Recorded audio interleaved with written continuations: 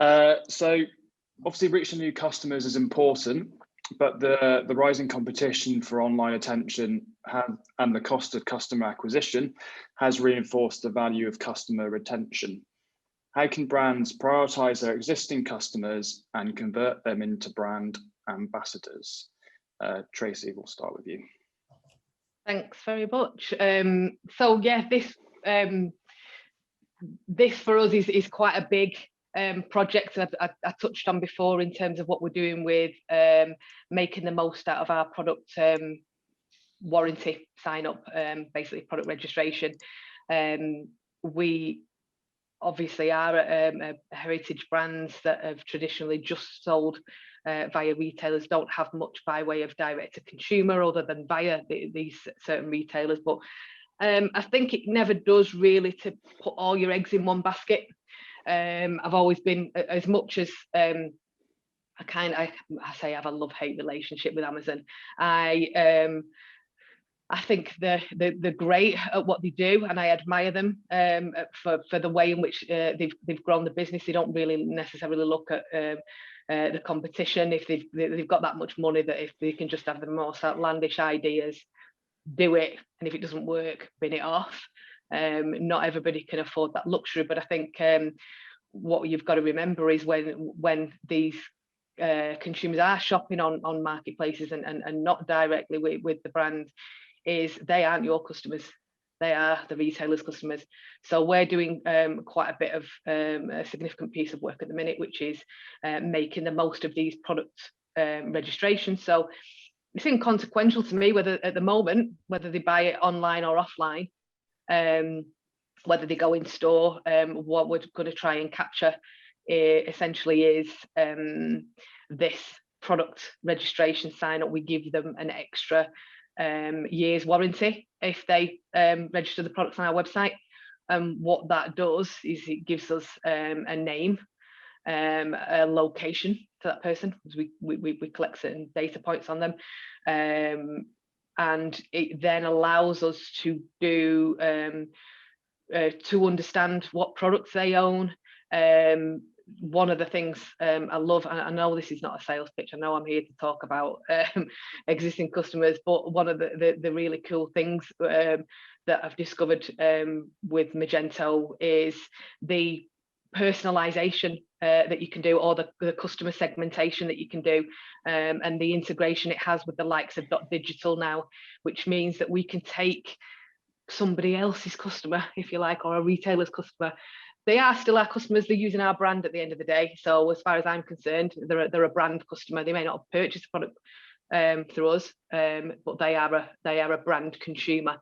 So in that regard, then we hold them data points, and when they next visit our website, and if they give us the permission to email market to them, we can do lots of cool things like, you know, they've bought a kettle, they've registered the kettle, they may have never seen the matching toaster in store, because if they're in Currys have the toasters on one section, the kettles at the other. You know, they might not realise that you can buy that as a set.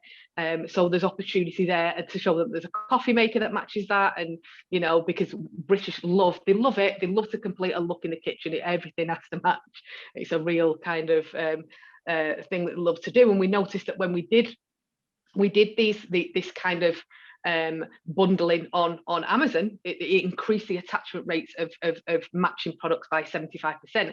We never really had the capabilities of not only doing that on our own website to customers that were buying from us directly, but also now this will open up an opportunity to market products to these consumers that have not essentially bought from us, and make these retailer consumers our consumers. And it's not, what we're doing with the site is not just about selling them products. Here's, you might also like, you know, complete the look or whatever. It's also about creating a community, and with recipes, things that they can create with the products that they've bought. They can upvote recipes, they can you know, they can feed back on them, they can then interact with us social, with hashtags to show us what they've made.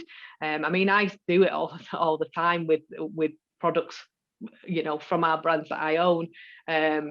I'm more aware that I'm doing it because of what I do, but people do this all the time. So there's opportunity there to not work multi-channel anymore, but use all this data together, and basically make that a better experience. Product reviews as well is a massive undertaking. Bringing things from other channels as well. Things like live chat is a gold mine. So increasing the customer service and giving them more ways to contact you, but that's also a gold mine for marketing as well. We talk about, you know, improving the customer experience, making sure that, you know, they're getting we're meeting SLAs in terms of responding to them and things like that. But these places can also become a gold mine for marketing. Looking at into Amazon product reviews, looking at into Amazon question and answers, and a lot of brands do neglect that. A lot of big brands in particular do neglect that, and it's not just about responding to the consumer's questions. It's taking that question and going, why is that not answered in my product copy? Why is that not in my product title? You know, why is it not shown in an image? And you can by doing that, you can actually save yourself money. You can actually cut down the number of calls to your contact center, cut down the number of customer service emails, which in turn improves the response time, which in turn improves your customer service led KPIs, which in turn makes them come back. Because within the field that we work in and the products that we're offering, you think about the lifespan of that product. They're not fast moving consumer goods. They're not you know, it's not a weekly purchase, a monthly purchase. It's probably a 3, 4, 5. Well, a lot of the products have 5-year warranty on them. If you're not replacing that product for 5 years, you've got to maximize that, you know, the lifespan of that customer, and that should be, for me, that should, particularly if your product isn't replaced often, that should be probably your biggest e-commerce metric, your customer lifetime value. And I think it's a massive neglected one, because there's only so many people in the territory that your site is targeting. There's only so many people searching for kettles or toasters, and there's only so many people that are going to buy that within that one time frame. You've not got an infinite pot of people to go at there, versus your competitors. So that's a massive metric that I think a lot of people miss, that lifetime value. Brilliant, thanks Tracy. Alex Shepherd. Yeah, I mean, it's an interesting one, because obviously the cost of acquiring a new customer is generally a lot higher than keeping one. So I think it's desperately important that we do keep them engaged, you know, keep hold of them as best we can.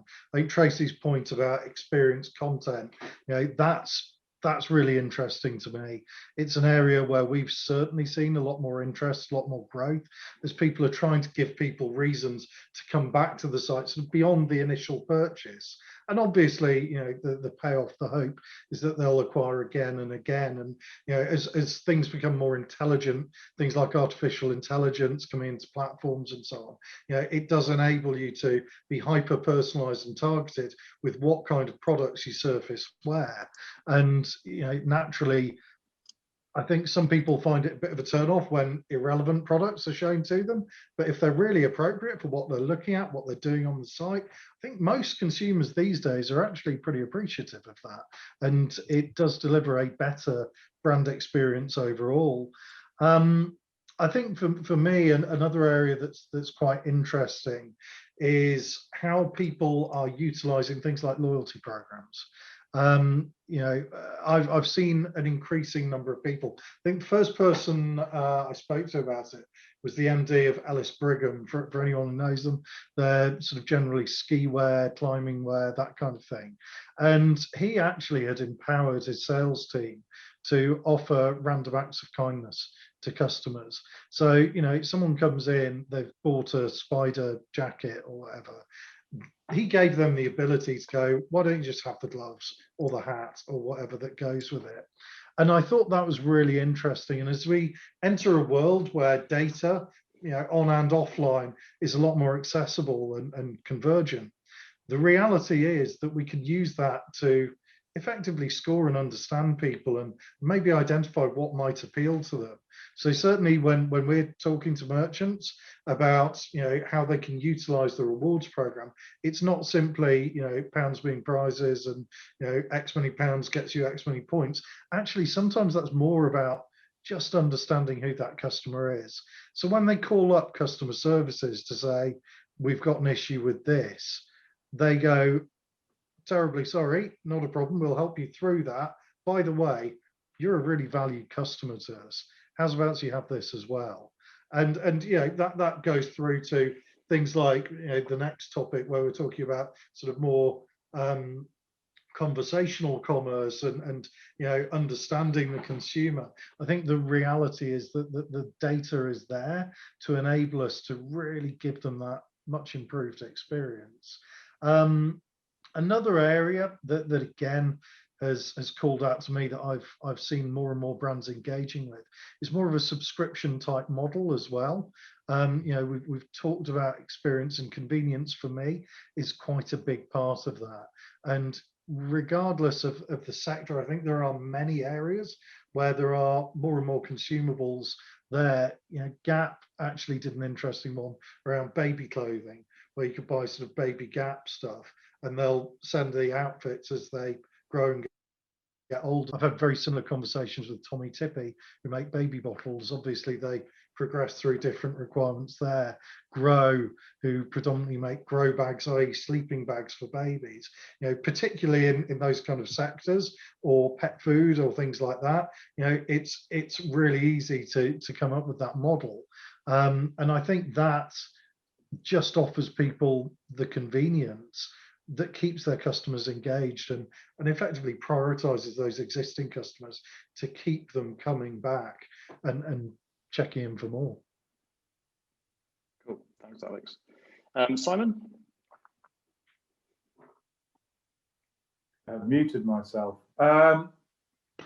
Yeah, I'm going to be very brief in this because we've massively overshot on this. We've got another subject to get through. So there's all sorts of lies, damn lies, and statistics. The one that's often thrown around is a new customer is 7 times more expensive than an existing customer, and really need to drive that. That's such a compelling number around that. And it's not only prioritising those customers and making them feel loved. Somebody who's a customer who you don't service can be a pain, like I'm going to be right now. I loathe Virgin Media. I'm on Virgin Broadband, and their utter disdain for their customers it is just mind-boggling. And can get away with it where I am because of the one broadband provider that's got fibre here, so the speed keeps me with it. But I guarantee you, as soon as there's another competitor with fibre in the ground who can get anywhere approaching that speed or half that speed, I will shift. And I've spoken to so many people about it. And this is such a valid point, you know, taking your customers for granted. They will badmouth you and they will go elsewhere. That's a huge risk there. But once you've got people there and you get to understand them, I still am bemused by some AI. I'm thinking, what made you think I wanted that piece of latex? Or is that just wish? It's still got a lot of refining to do, but there's so many products, you know, like Top Digital, Fresh Relevance is really cool, all sorts of things like that that you can do just to make sure that your customer has things that interest them, but make sure you treat them as the human, as the person as well. Cool, thanks, Simon. Alex? Yeah, I'll be brief as well, but I think obviously retaining customers has been massively important for any merchant. I think we touched on a couple of things about reviews, and earlier on we were kind of talking about getting the experience right the first time so people can come back again. I think the stat is something like 89% of consumers say they'll stop doing business with a brand after a bad experience. So 9 out of 10 times, if you've acquired a customer and you get it wrong, then they're not going to come back anyway. So you can prioritize existing customers, but I think you've got to get that experience right the first time around. And kind of following on from that, 77% of what negative reviews, so 1 to 3 star reviews, are down to operational issues, not due to products.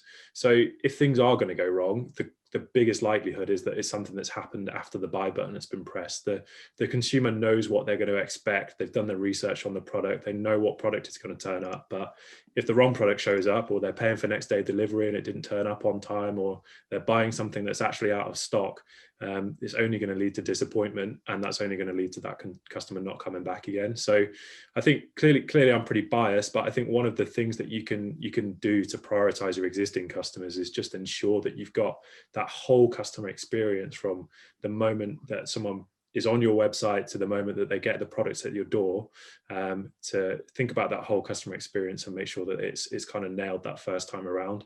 And that's what's going to keep people coming back time and time again, more than anything else, I think.